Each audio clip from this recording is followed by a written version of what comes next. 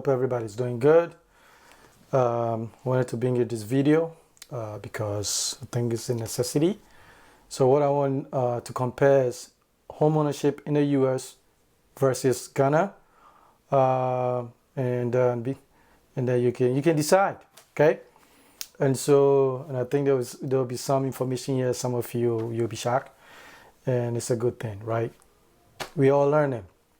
So anyway, because I've come across some things online, and it looks like some people are at least implying that building a house in Africa is it's not smart, and so you rather have it here or spend your money and have a good time here.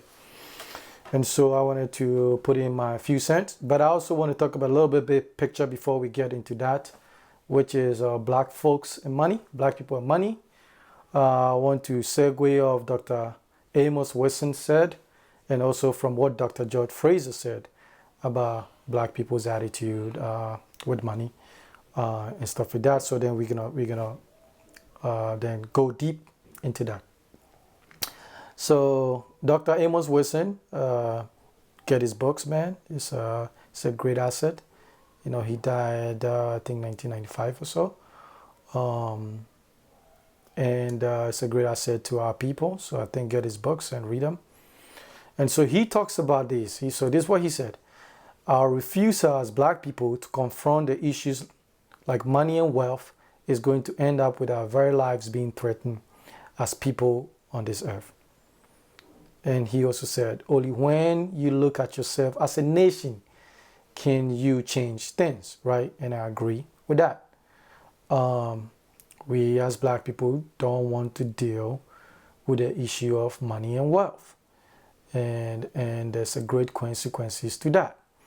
And so and then Dr. George Fraser, another great asset of our people, also was on some platform discussing economics relating to especially us.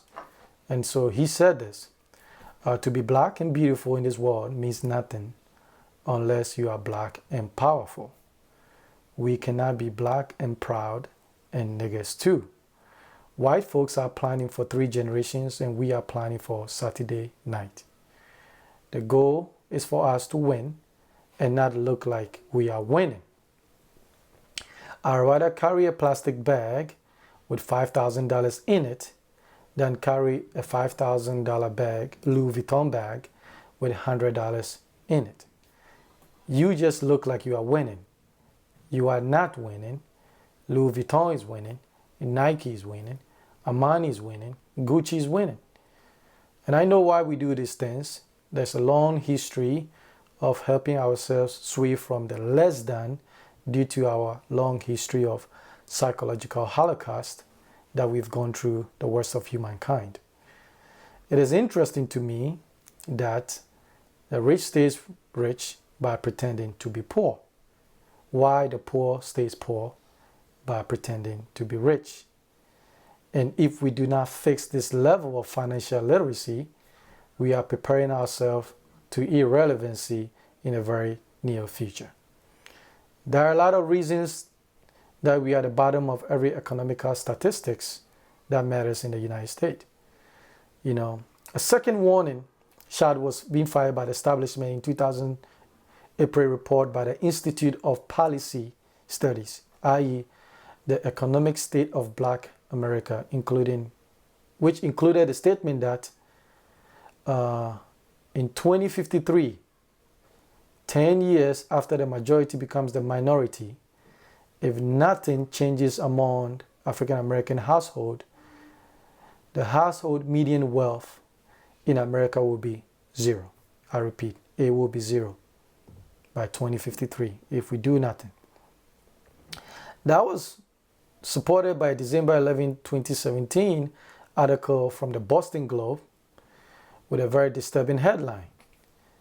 We stated that the household net wealth of African Americans in the Boston, i.e. black Bostonian, is $8. Okay? So black Bostonians are way ahead of the 2053 predictions. So we need to tackle financial literacy that has plagued our community. So home ownership is a way to acquire and transfer wealth to the next generation. This is why historically we have been prevented from home acquisition through various tactics like redlining and all kinds of stuff.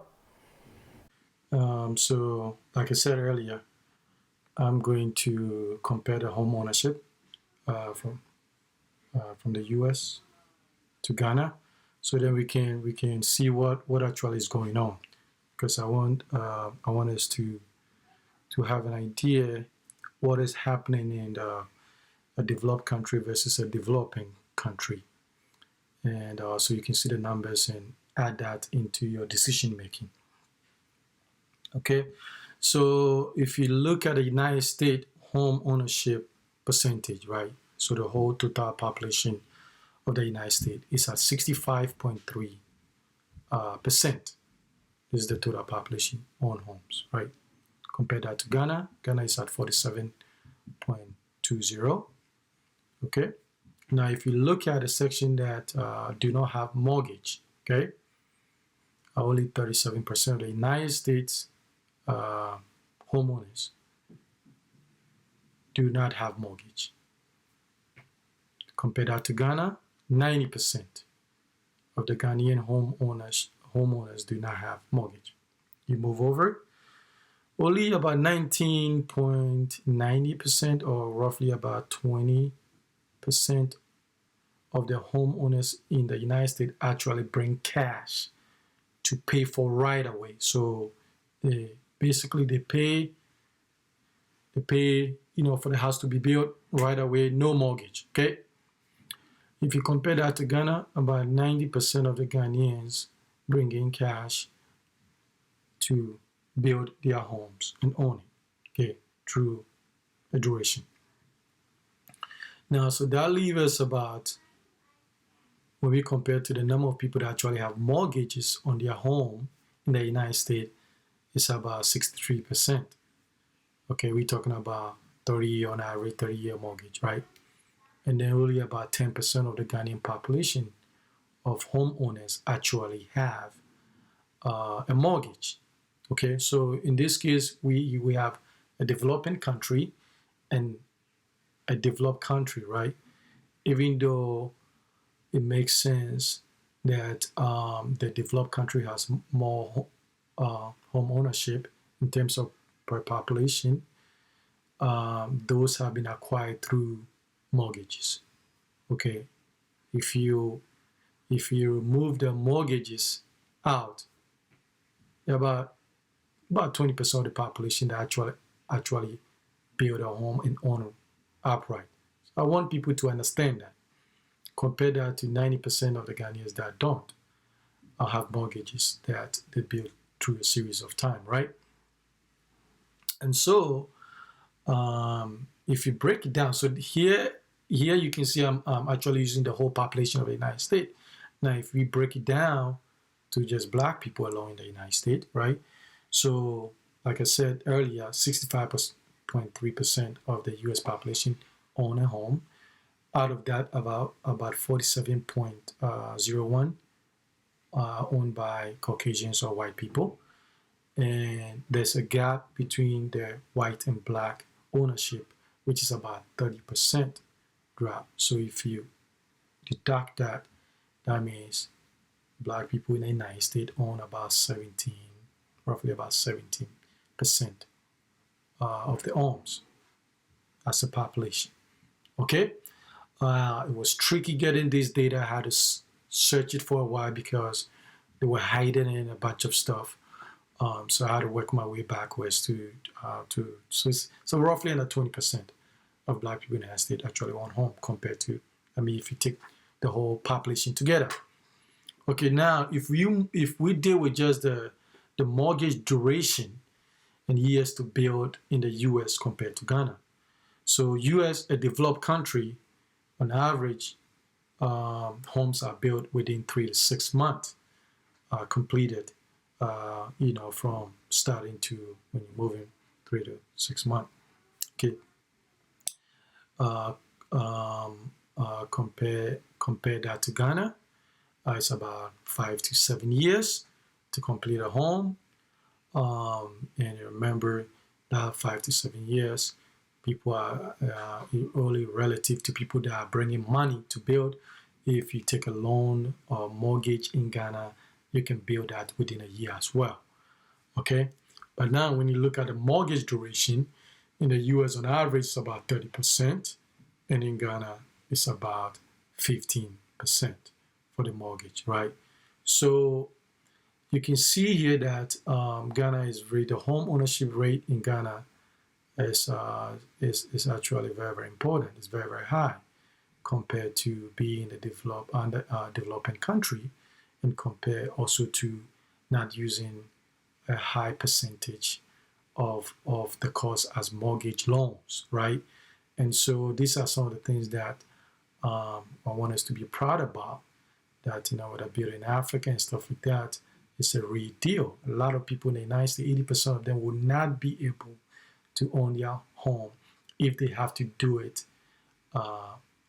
in the way we do it. It's going to take them a long time as well. And so this is the data that I wanted to bring it out there so you can see. And so home ownership is where it's at. It's an asset. It can be an investment. It can be something that you can acquire wealth and transfer to the next generation. Okay, so I hope this data helps to some of you to get the numbers, because I've always had questions, about these things, and I had to go, dig them out and bring it to our attention. So build your home, Africa is the promise. Okay, and so thank you very much for taking the time, and I hope you appreciate this data. Okay, bye-bye. So as you can see the benefit of the home ownership, right? How it's important, and especially if you have a home in Africa, how the value is even greater. And I can give you a couple of reasons why I think there's a benefit having a home in Africa than here. But those are privileged information. So come to consultation, and I can give you the reasons why that it's a much better gig for you than have it here. So I have a home here and I have a home in Ghana, so I can give you a perspective of that. Okay, so, and like I said, home ownership is a way to acquire and transfer wealth to the next generation. Okay, and let's not confuse an asset an investment. An asset is anything that has value. If you own a house and own a car and own furniture in that house, these are all assets. The money you have in your bank account or even in your wallet is an asset. An investment is something you own that you hope it will generate a profit or grow in value, right? So that's a whole different thing. Okay, they are not always interchangeable. Okay, so however, even if your house is not generating an income right now, it doesn't negate its benefit in both value and or in inheritance value. Okay, and I always tell people, sometimes they say, why build this house, put all this money over there, and you are not even going to Ghana or Africa often. And I say, you are going to spend the money anyway on frivolous things with nothing to show for. That money is going to go to Armani, Louis Vuitton, Gucci, Prada, Fendi, Nike, Cadillac, Mercedes. That is where all the money is going to go to. And so with nothing substantive to show for, so you must just own an asset at least, right? And so that is the thought process. So it's not just that just because you are not racking in monthly income on the house, it's just more of like, even if you don't do that, that is, I say, is like secondary option for a residential home. If it's for commercial, that's a different look. But for a residential home, even though you are not renting it out, it's still an asset that you own that has value that at any point you can convert that to an investment or pass it down to the next generation. So I hope this video makes sense to you and it clarifies a lot of things for you. And so we all are about putting information out there, but when you come to consultation, okay, and that is where you get all the meat of the potato, because um, that is how we want to deal with it. Okay, so you know how to access us, how to find us, and I hope you're having a great weekend, and always knowing what is an asset and what is investment, and home ownership is another way for us to pass wealth to the next generation so that they don't fall victims or they don't become irrelevant in the next couple of decades. So thank you very much for taking the time to watch this video, and let me know how I can help you. Thank you. Bye-bye.